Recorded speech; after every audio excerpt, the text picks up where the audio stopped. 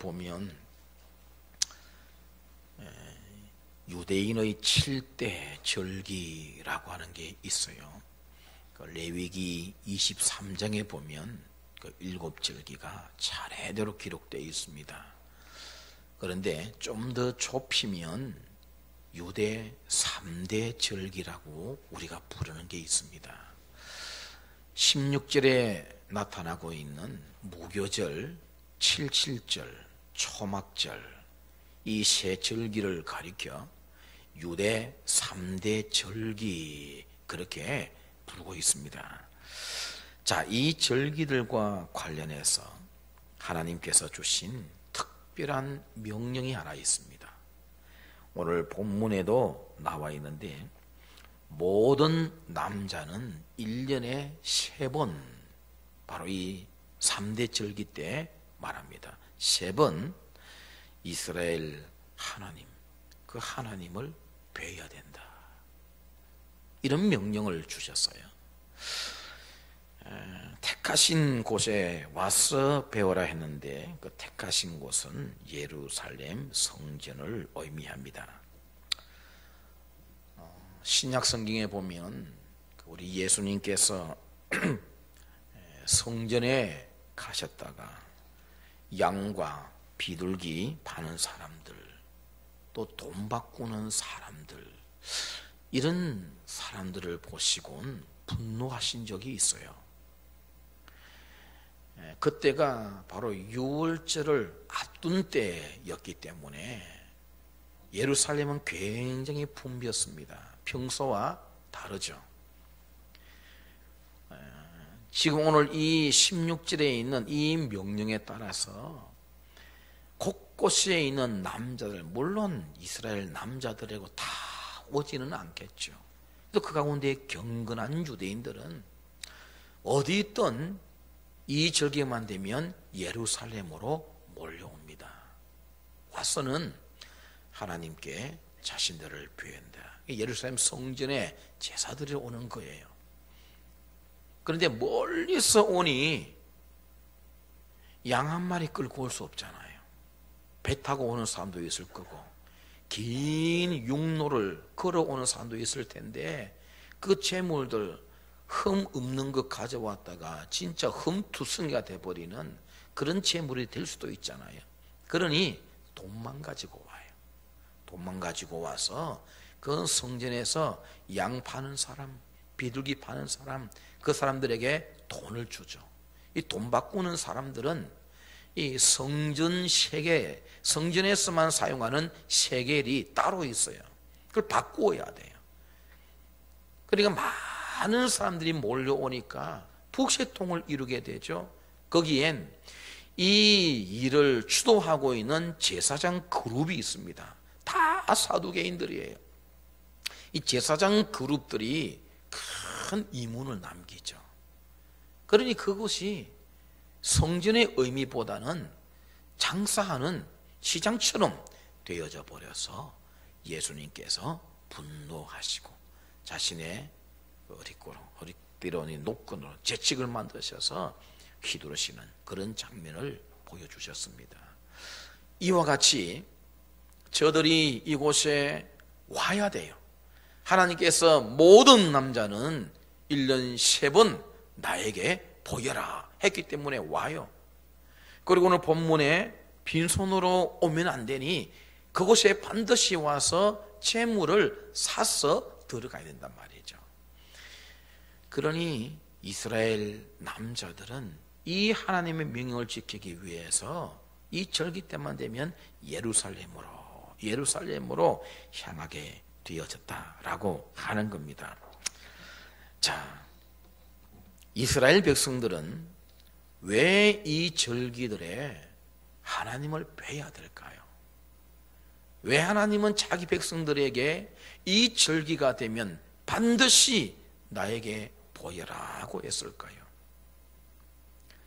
하나님께서는 저들이 살아가는 어디서 살든 어떻게 살든 하나님께서 모든 방법들을 통해서 저들과 함께 하시고 도우시고 이끄시는, 그래서 그들에게는 그런 하나님께 감사할 수밖에 없다라고 하는 믿음, 신앙의 고백들을 주시기 위해서 하나님은 이와 같은 명령을 특별히 주셔서 행하시는 것을 보게 되어집니다. 그래서 오늘은 추수 감사 주일인 만큼 감사의 이유를 담아서 이 세 가지 절기를 살펴보겠습니다.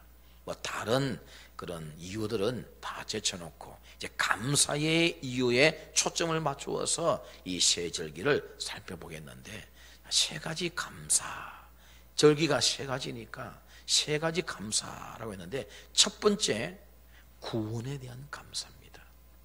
첫 번째 등장하는 절기가 뭐라고요? 무교절이에요. 무교절. 여러분들에게는 아마 6월절로 더 익숙해져 있을 겁니다.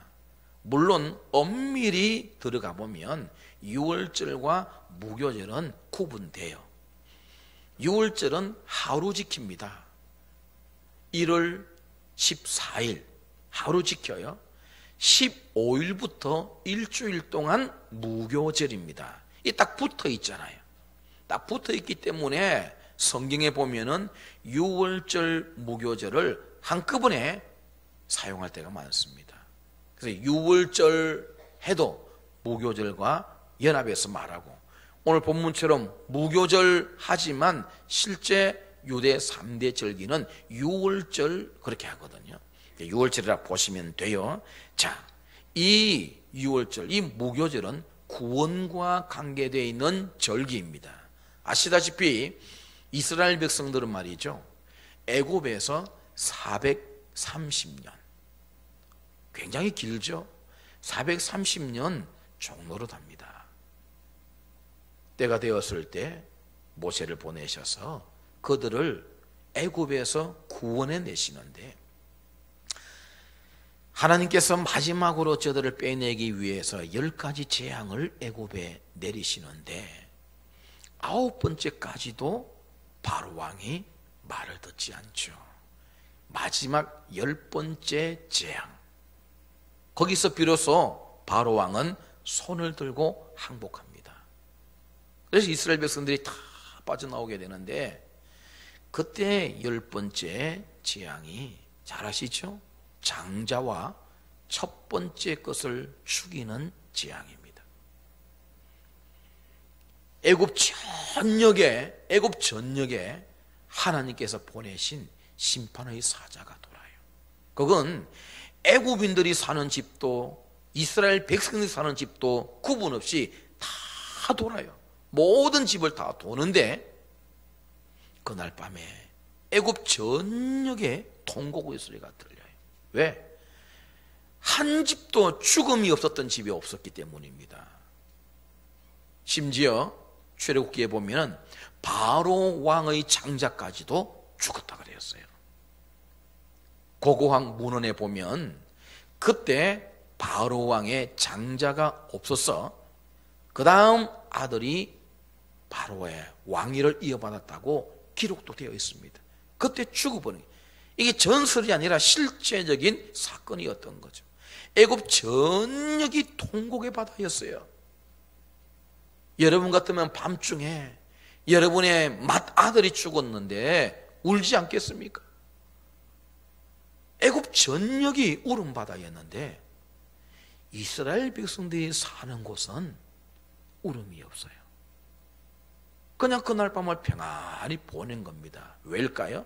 하나님께서 거기서 구원받을 수 있는 방법을 미리 일러주셨거든요. 그게 뭐였어요? 어린 양을 잡고 그 양고기는 다 먹고 그 양에서 취한 그 피를 문에다가 발라래요. 문 사방에 바르는 겁니다. 거기에 바르면 하나님이 보내시는 심판의 사자가 애굽 전역을 돌았다 그랬어요. 이스라엘 백성도 이것만은 예외 없어요. 다 도는데 어린 양의 피가 발라져 있는 그 집은 그냥 지나쳤어요. 그냥 지나쳤습니다. 그래서 온 이스라엘은 그날 밤에 그냥 평안히 잠들고 하나님의 그 장자의 심판, 처음 난 것들에 대한 심판을 내리실 때 다 살아났다라고 하는 거죠. 바로 이것을 기념하기 위해서 하나님께서 대대로 너희들은 이 절기를 지켜라, 그렇게 말씀을 주셨습니다. 그래서 6월절 무교절은 구원의 절기예요. 구원의 절기입니다. 죽음에서 생명으로, 멸망에서 구원 얻은 것에 대해서 늘 기념하며 해마다 이 절기를 지키고, 어디에 있던 예루살렘으로 와서 하나님께 자신들을 보인다라고 하는 겁니다. 자, 여러분, 우리 역시 죽음에서 생명 얻은 사람이잖아요. 우리 역시 멸망해서 구원 얻은 사람들이잖아요. 저들이 어린 양의 피로 구원을 받았다고 한다면 우리는 예수 그리스도의 피로 구원받은 사람들입니다. 믿으십니까? 저들이 그걸 기념하기 위해서 매년 하나님께 감사를 드린다고 한다면 여러분, 우리는 매일매일 평생을 하나님께 감사드리며 살아야 하지 않을까요? 비교해 보십시다. 이스라엘 백성들이 얻은 것은 그때의 생명뿐이었어요. 그때의 생명뿐이었어요. 그때 이스라엘 백성들 그 문에 어린 양을 피를 발랐다고 해서 저들이 영생 얻는 복을 받았느냐? 아니에요. 그때의 생명만 구원받았을 뿐이에요. 보세요, 그들 광야에서 다 죽었단 말이에요. 그러나 우리는 어때요? 우리는 예수 그리스도의 피로 말미암아 이 땅에서의 구원, 비교할 수 없는 영원한 생명, 천국에서 영원토록 살아갈 수 있는 이 영생의 복을 우리에게 주셨단 말이에요. 그러니 저들과 비교할 수 없는 복을 우리가 받았으니 이 크고 놀라운 은혜에 대하여 어찌 우리가 감사하지 않을 수 있느냐라고 하는 겁니다. 잠시 얻은 생명, 그것조차도 감사하거든 영원한 생명을 받은 우리는 저들보다 훨씬 크고 나은 감사를 드리는 것이 마땅하지 않느냐라고 하는 겁니다. 그래서요, 저는 그렇습니다. 우리가 말할 수 있는 최고의 감사의 말은 제가 생각할 때는 그건 것 같아요. 구원해 주셔서 감사합니다. 이게 가장 큰 감사인 것 같아요. 우리 한번 마음을 담아가지고 하나님을 향하여 그렇게 한번 고백해 봅시다. 구원해 주셔서 감사합니다. 시작. 구원해 주셔서 감사합니다. 여러분의 진정한 고백이기를 축복합니다. 두 번째, 첫 번째는 무엇에 대한 감사라고 말씀드렸어요? 구원. 그 6월절 무교절이 그와 같은 절기다라고 한다면 두 번째는 열매 주신 것에 대해서 감사하다는 의미를 담아 봅니다. 자, 이건 두 번째 언급된 77절하고 관계가 있어요. 이 77절은 미래 첫 소산을 하나님께 드리는 절기입니다. 다른 말로는 맥추절, 그렇게 우리가 말하기도 하죠. 미래 첫 소산, 미래 처음 얻은 그 열매를 하나님께 드린다라고 하는 겁니다. 여러분, 첫 소산을 드린다? 어떤 의미가 들어있을까요? 두 가지 의미를 생각해 봅니다. 자, 한 가지는 첫 소산을 하나님께 드림으로써 나머지 모든 것도 하나님의 것입니다는 신앙이 담겨져 있습니다. 신앙이 담겨져 있는 것이죠. 우리가 드리는 헌금의 말이죠. 이 정신이 담겨져 있어야 됩니다. 우리가 여러분 주일마다 오시면서 저 뒤에 헌금을 드리는데 여러분 가운데 전 재산 드린 적 있습니까? 저 헌금함에 여러분이 소유한 전 재산을 드린 적이 있어요? 아마 아무도 없을 겁니다. 우리가 가진 것 중에 지극히 일부분을 드려요. 그런데 진정한 헌금의 정신이 뭐냐면, 하나님, 지금 내게 있는 이 조그만 일부를 드리지만 내가 가지고 있는 모든 것이 하나님 주신 것이고 하나님의 것입니다라고 하는 이 신앙을 담아서 드려요. 우리의 헌금에 이 정신이 들어 있어야 진짜 헌금이 되는 겁니다. 진짜 헌금이 되는 거예요. 11절을 생각해 보세요. 10개 가운데 하나님 앞에 1개를 드렸습니다. 그러면 나머지 9은 전부 내 소유고 내 마음대로 사용해도 되는 겁니까? 그런 의미가 아니에요. 하나님께서 말이죠, 10개 전부 내가 너에게 준 것이고 다 내 것이야. 그런데 9개는 네가 쓰고 1개만 나에게 줘 라고 했을 때는 어떤 의미를 담아서 드리라고 하느냐면은 1개를 드림으로 인해서 그 드릴 때 하나님, 나머지 9개도 주님의 것입니다. 나머지 9도 다 주님이 주신 것입니다 라는 고백을 담아 드려요. 그렇기 때문에 여러분, 10개 가운데 1가지를 드리지 않는 성도는 이걸 고백이 안 되는 성도예요. 다 내 겁니다라고 하는 것이 될 수밖에 없단 말이에요. 하나 드림으로써 다 하나님의 것입니다. 주님이 주셨습니다. 이 고백이 담기게 되는 겁니다. 주일 마찬가지입니다. 우리가 월화수목금토 주일이 처음부터 초일, 월화수목금토. 자, 우리가 이 일주일 가운데 한 날을 하나님께 예배드리고 거룩하게 구별된 날로 주님께 드린단 말이에요. 그러면 나머지 월화수목금토는 다 내 날입니까? 내가 마음대로 해도 살아도 되는 날입니까? 그런 의미가 아니에요. 7날 전부 하나님의 날이고 다 하나님께서 우리에게 거룩하게 살라, 구별되게 살라 하신 날인데, 네가 일주일 동안 매일마다 일에 예배 드릴 수는 없지 않냐? 직장도 다니고 이것저것 또 행하고 돈도 벌고 살아야 되죠.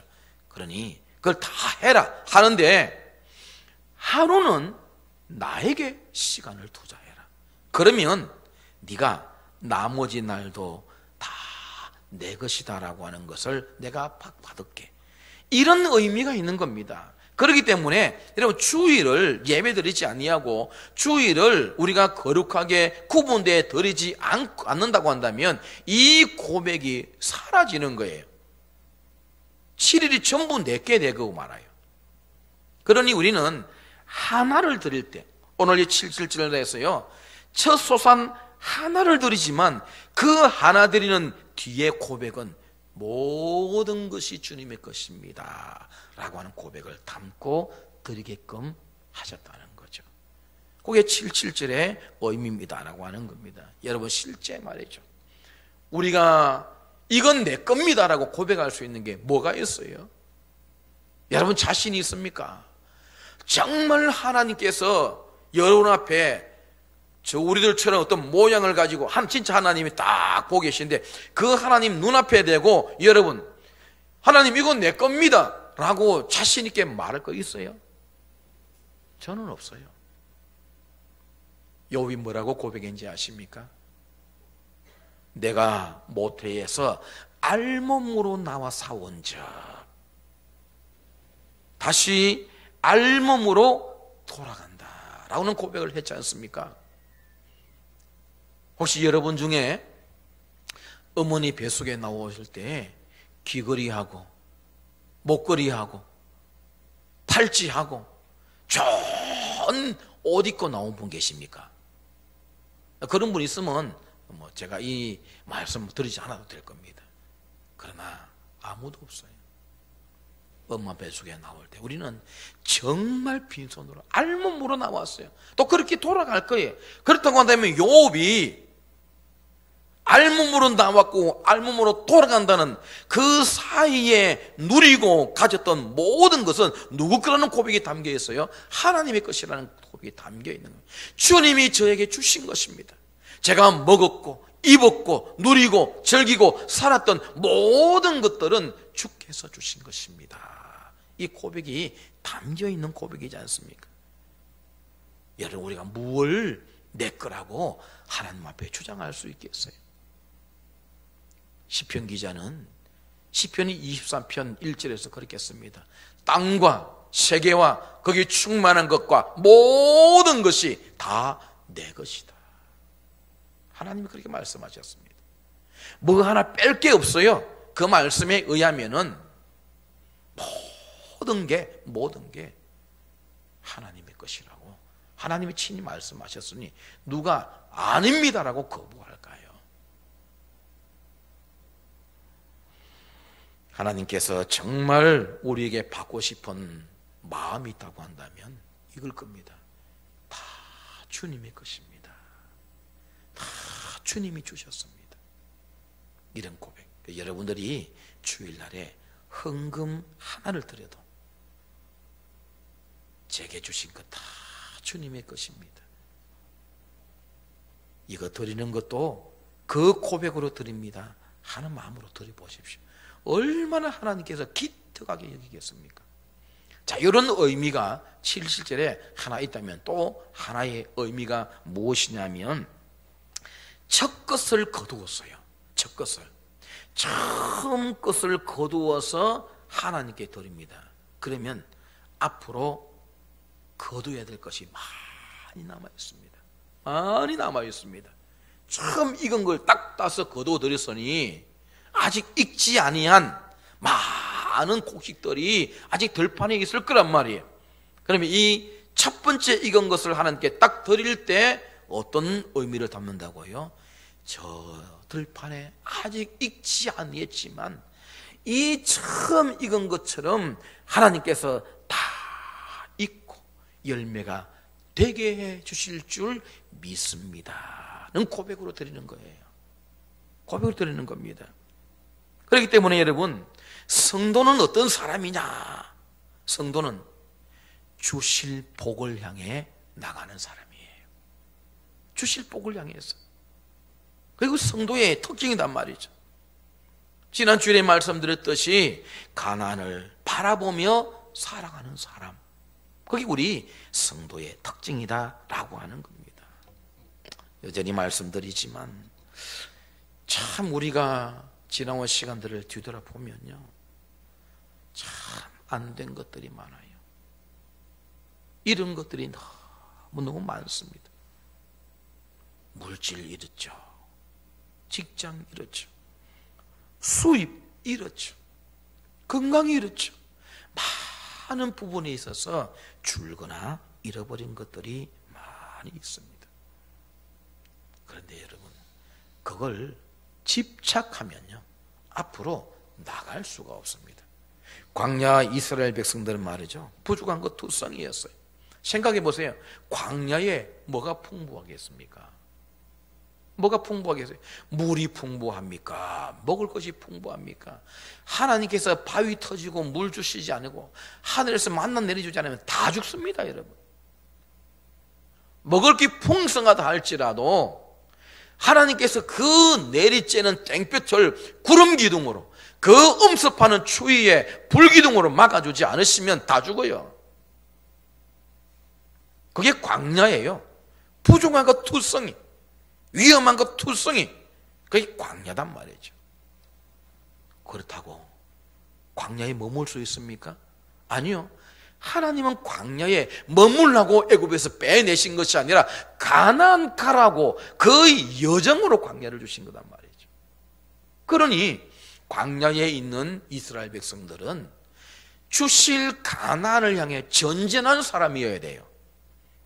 거기서 실패하잖아요. 계속 뒤돌아보고 애굽을 그리워하고 애굽에서 누리고 먹던 것들을 다 그리워하고 심심하면 그렇게 원망 터집 잡다가 하도 안 되니까 하나님께서 알았다.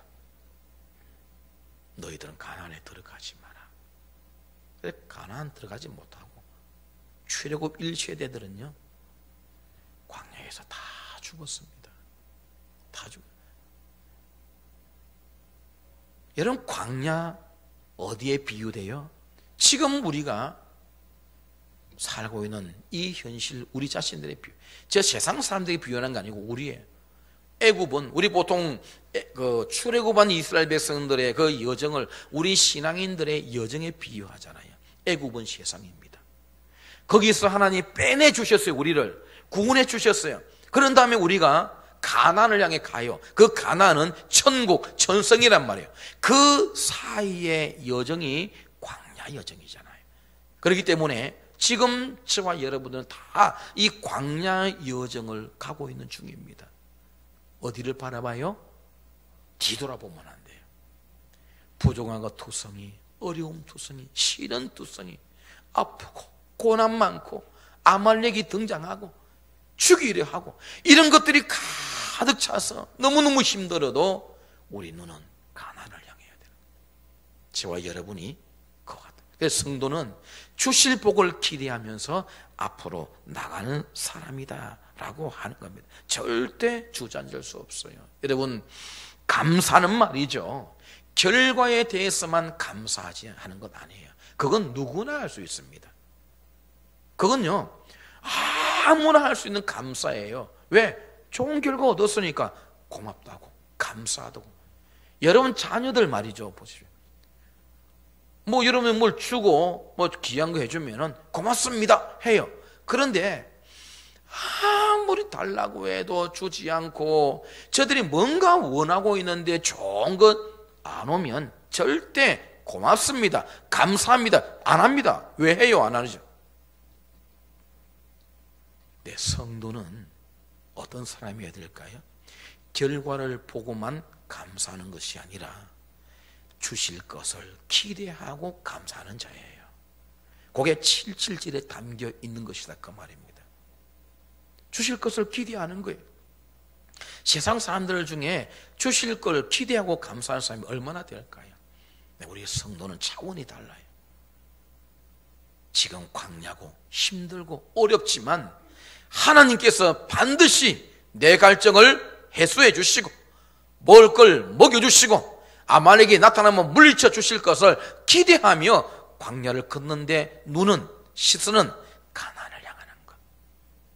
그게 성도인데 7.7절에 그런 의미가 담겨져 있다라고 하는 겁니다.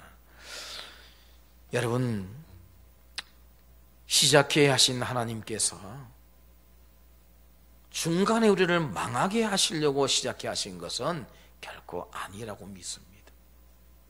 좋은 결과 주시기 위해서 하실 것이다 라고 하는 것을 기대해야 됩니다.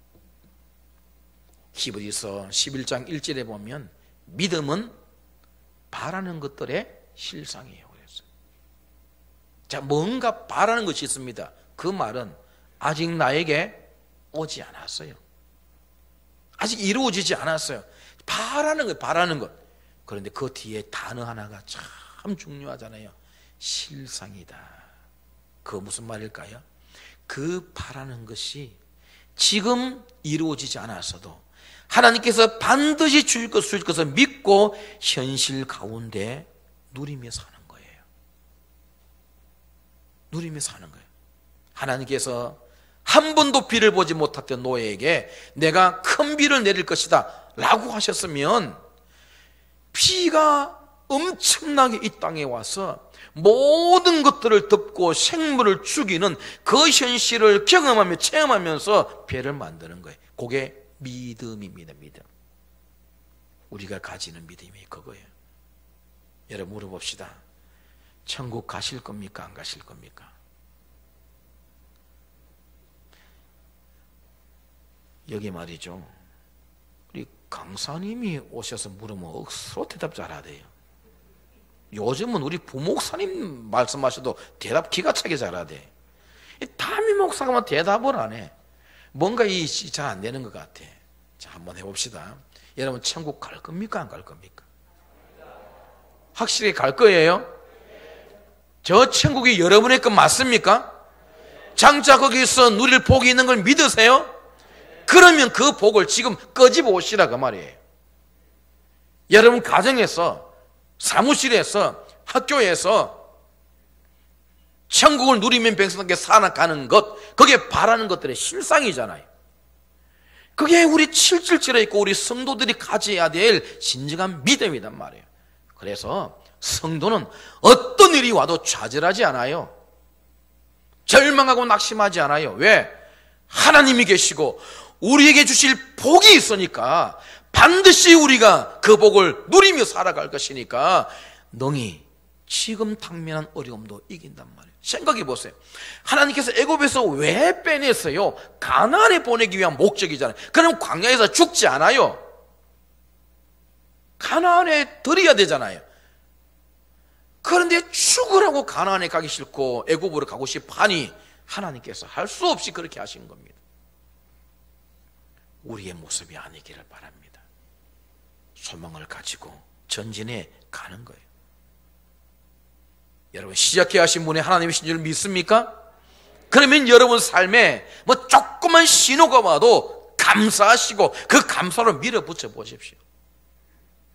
갈멜산의 엘리야는 말이죠, 그 사왕 게하시에게 저 언덕에 올라가서 바다 끝을 바라봐, 구름이 있는지. 없어요. 또 가라. 없는데요. 또 가라. 7번. 얼마나 그 게하시 힘들었겠습니까? 내가 같으면 아이고 뭐 안 갈랍니다. 중간에 가다가 없어요. 이럴 텐데 7번 갔다 와요. 갔다 오는데 7번 갔다 오랍니까? 손만한 조그만 구름이 보입니다. 손만한, 우리 말로 손바닥만한 조그만 구름이 이제 하나 딱 뜬 거예요. 엘리야가 됐다. 큰 비를 하나님께서 내리실 것이다. 사랑하는 성도 여러분, 여러분의 삶에 뭔가 시작하고 뭔가 조직만 보이면 하나님께 감사하십시오. 그럼 하나님께서 엄청난 큰 비로 여러분에게 부어주실 것입니다. 기대하며 살잔 말이에요. 그게 우리 성도의 정체성 아닙니까? 세상 사람이 다 주눅 들고 죽겠다 할지라도 우리는 주님 때문에 살겠다고 해야 될 사람들이 아니냐라고 하는 겁니다. 7.7절의 믿음이 여러분 모두에게 삭터 있기를 축복합니다. 마지막 세 번째, 받은 것에 대한 감사예요. 거기에 세 번째 나오는 초막절입니다. 초막절. 장막절이라 하기도 하죠. 수장절이라 하기도 하고, 여기에 이 초막절이 지금 우리가 보통 말하고 있는 추수감사절의 근원이 되는 절기이기도 하죠. 보세요. 7.7절이 이루실 일에 대한 감사라고 한다면 초막절은 이루신 일에 대한 감사예요. 왜? 한 해 동안 다 농사를 짓고 거둔 다음에 이것들을 주신 하나님께 감사하며 드리는 절기이기 때문에 그러합니다. 그래서 우리가 앞에 주실 것을 기대하는 믿음을 가졌습니까? 이제는 다 주신 것에 대해서도 감사하는 그런 마음을 가지는 거죠. 가나안 땅, 저들이 갔던 가나안 땅, 정말 척박한 땅이에요, 여러분. 자, 농사를 짓습니다. 농사를 지은 이스라엘 백성들에게 가장 필요한 게 뭐라고 생각합니까, 여러분? 예? 뭐라 생각해요? 비요, 비. 물이죠, 비. 그래서 성경에는 이른 비, 늦은 비가 나오잖아요. 9월, 10월경에 내리는 비가 이른 비, 3, 4월경에 내리는 비가 늦은 비. 이런 비가 오면 말이죠, 그동안 완전히 말라있던 땅이 좀 촉촉하게 적셔집니다. 그러면 씨를 뿌릴 수 있어요. 그 뿌린 씨가 이제 좀 적셔져 있는 땅에서 슬금슬금 자라가는데 몇 달 동안 비가 오지 않으면 다 타 죽어버리고 아무것도 거둘 게 없어요. 그래서 이런 비에 파종을 한, 그래서 농사를 해나가는 저 농부들은 언제나 땅 먼저 볼까요? 위를 먼저 볼까요? 위를 봐야죠. 왜? 하나님이 늦은 비를 주셔야 되기 때문에. 그래서 늦은 비가 내려와야 다 거둘 수가 있는 겁니다. 신명기 23장에 보면 하나님께서 그런 말씀하십니다. 너희가 나를 사랑하고 나를 잘 섬기면 내가 이른 비와 늦은 비를 따라합시다. 적당한 때에. 예, 이게 굉장히 중요한 말이거든요. 이른 비와 늦은 비를 적당한 때에 내리리니, 그래 말씀하셨어요. 적당한 때에 비가 와야지 오지 말아야 될 때 비가 오는 것도 문제잖아요. 여러분의 적당한 환경은 뭡니까? 제게 적당한 환경이 있고 여러분에게도 적당한 환경이 있을 겁니다. 하나님의 손에 있다는 거예요. 내가 적당한 때에 내려주겠다. 그게 최고의 복이 되더라 라고 하는 겁니다. 오늘 우리가 추수감사주일 예배를 드리는데 우리는 사실 농사 짓는 사람 아닙니다. 어떻게 보면 우리에게 이 추수감사절 별 의미가 없을 수 있어요. 저는 그렇게 생각합니다. 추수감사절 이거 지켜도 되고 안 지켜도 돼요. 이런 부활절 지켜도 되고 안 지켜도 돼요. 그러나 우리의 가슴에 있어야 되는 것은 부활의 신앙이 있어야 되고 우리 가슴에 있어야 되는 것은 하나님에 관한 감사의 신앙은 있어야 되는 거죠. 그렇잖아요. 부활절 예배 그거 없어도 우리 가슴 속에 부활의 신앙, 주님이 부활하셨고 나도 부활할 거라고 하는 이 부활의 신앙 가지고 있는 거고, 이 추수감사절 예배를 우리가 안 된다 할지라도 하나님을 향하여 모든 것을 주신 것은 하나님을 향한 감사의 마음을 우리에게 살아있으면 되는 것이거든요. 그 마음으로 감사하는 겁니다. 그 마음으로 하나의 상징적으로 보셔도 된다 그 말이거든요. 이 세 가지 종합해 볼까요? 구원을 주신 것에 대한 감사, 첫 소산을 주신 것에 대한 감사, 모든 것을 주신 것에 대한 감사, 이것 다 종합하면 이 말이 딱 나올 수 있어요. 범사의 감사입니다. 범사의 감사. 성도는 범사에 감사할 줄 아는 사람입니다. 그것이 역경이라 할지라도 감사할 수 있어야 돼요. 그래 감사할 때 하나님의 토리를 정말 기특하게 여기지 않겠습니까? 구원에 대한 감사, 주신 것에 대한 감사, 주실 것을 기대하며 감사, 과거를 생각하며 감사, 현실의 감사, 미래를 생각하며 감사, 모든 게 감사로 덮일 때 우리의 성도는 진짜 신앙인이라 말할 수 있을 겁니다. 빈손으로 나오지 말라고 오늘 본문에 말했어요. 모든 남자들 이 세 절기 다 올 때 절대 빈손으로 나오지는 마라. 우리가 어느 집에 찾아갈 때도 그냥 뭐 하나 들고 그래 가지 않습니까? 하물며 우리에게 이 모든 것들을 주신 하나님께 나올 때 빈손으로 나오는 것은 도리가 아니죠. 그건 절대 도리가 아닌 것입니다. 우리가 하나님 앞에 늘 이렇게 드리는 연습이 되어져 있어야 돼요. 내 호주머니에 있기 없어진다고 아까워요? 하나님의 방법을 잘 몰라서 그래요, 여러분.